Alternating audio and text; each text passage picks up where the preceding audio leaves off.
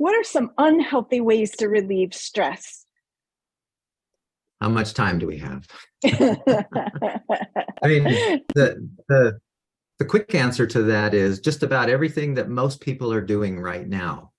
You know, thinking that it works. Chemicals, for Mm, example. A lot of people smoke. Not as many. I was really encouraged to see that the smoking levels are coming down dramatically from where they were 30 years ago when I kind of started in this field. But a lot of people, when they're stressed, they smoke. A lot of people, when they're stressed and they're really stressed, they lash out, like they mm, resort to anger. Um, if it's just with themselves, it's bad for their heart. But if it's anger and it ends up being against somebody else, then you've also hurt somebody else. I mean, if you think about the fight or flight response, this is interesting. The major emotions that you want that are natural that flow from the fight or flight response are fear and anger. You know, fight is anger, flight is fear. And so those are natural emotions. And if you only have, if you're only stressed for a second, you know, like you see a snake and then you run from it, and then you're far enough from this away from the snake and you are no longer in danger of the snake, it's over, right?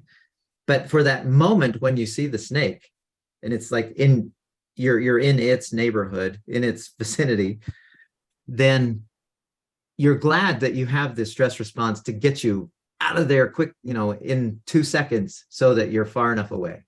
That's good stress. And we like that. We like to have those momentary, but um,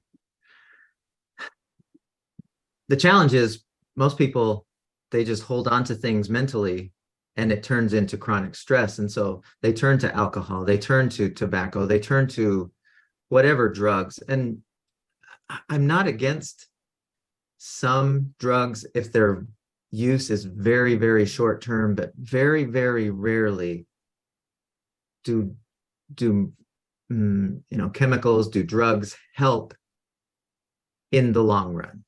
mm. They do have their place in the short run, say like depression, they do have their place, but not, I would never recommend that somebody be on any kind of medication for years for anxiety, because it's still, you're just masking the symptom and you're not dealing with the actual cause of your stress, which is mm, when you do so. I mean, when you fix that part, when you fix the seed of your stress, the weed won't grow. That So, medical so sense. yeah, so medication in conjunction with these tools um, can really be helpful. But without these tools, we're missing a big part of what can help us. Yeah, here's one example. I mean, depression is so huge right now. A lot of people really struggle with depression. And I recently saw a meta-analysis, in other words, a study of studies, where they looked at all the different ways that the medical world uses to handle depression, psychologists, psychiatrists, counselors, and that sort of thing, and how effective they are. And what they found was um, essentially the very best thing that people can do for depression is exercise. Mm, Now, if somebody is um, I remember one study that showed that they compared exercise alone, depression medication alone, and then the combination of the two, like you were saying, Jody. And what they found was exercise alone was better than medication alone, and then the combination of the two seemed to have the best effect. And then what they found in subsequently was those people who exercised, they were able to wean off the depression medication, mm. which is what we want. We don't want people on depression medication for a long time because every medication has side effects.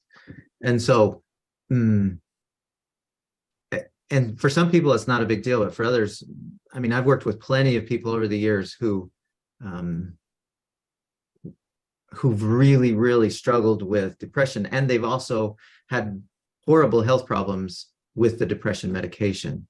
And so exercise, and I would say if you coupled that with those other 4 or 5 things, solves that. I mean, it brings the body back into balance so it can just naturally heal.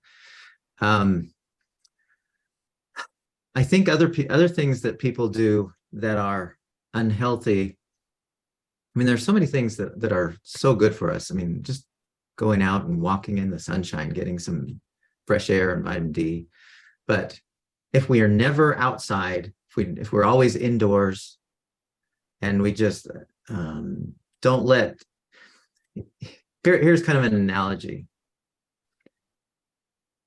The stress response is a part of us because our ancestors many, many years ago needed to adapt to their environment. And our ancestors lived in environments that are vastly different than what we live in now. They didn't have electricity, they don't have nice houses, and so here's the thing that most wellness professionals will say: if it was good for your ancestor 100 generations ago, or 20 generations ago, or even for your great grandparents, it's probably good for you now. If they didn't experience those things, it's probably not a good thing now, because our bodies are basically, I mean, what is good for us now is what they needed to adapt to years ago. That's why we have an obesity epidemic now, is because our ancestors never ate lots and lots of sugar. Our ancestors never ate polyunsaturated fats. Never, like except for olive oil, they never, coconut oil was not a thing, you know, all these kinds of, and it's the same way with the things that people try to use. They'll sit on their phone all day and think, oh, I'm going to feel better after this. But they don't. They're just reading everybody else's great life and thinking, my life isn't nearly as good as those guys. So, ugh. But also, our ancestors never had this to look at, and so it's foreign to our bodies to have those kinds of things that we think, oh, this will help, when in reality it doesn't help very much. It doesn't help.